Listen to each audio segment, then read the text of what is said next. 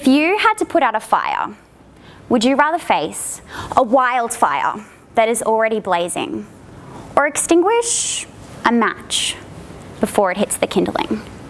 Well, chronic disease is a wildfire.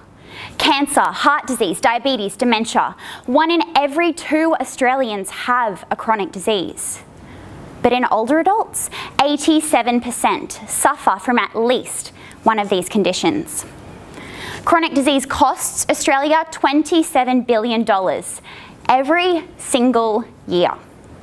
Couple this with an ageing population, and we face the biggest public health concern of the 21st century. But what if, rather than trying to treat a wildfire, we could put out the fire before it begins? Well, I found a common spark that ignites all of these conditions that we can treat: chronic inflammation. This is where the body releases higher than normal amounts of inflammatory factors that cause damage to almost every bodily system, lighting the cellular kindling that then leads to a chronic disease wildfire. A potent extinguisher of chronic inflammation is exercise, like walking and cycling. But just like we need different extinguishers for different fires, as we should all know from our annual fire safety training, we also need different intensities of exercise for different outcomes.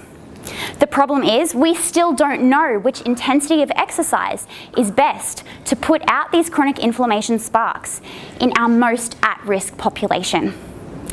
So, to answer this question for my PhD, I took 130 older adults who were free from chronic disease and randomly assigned them to complete low, moderate, or high intensity treadmill exercise.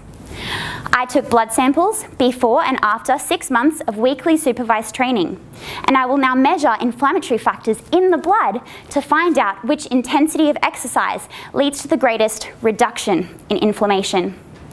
My PhD findings will provide guidance to our nation's growing population of older adults in how best to reduce their risk of chronic disease through exercise to improve their quality of life.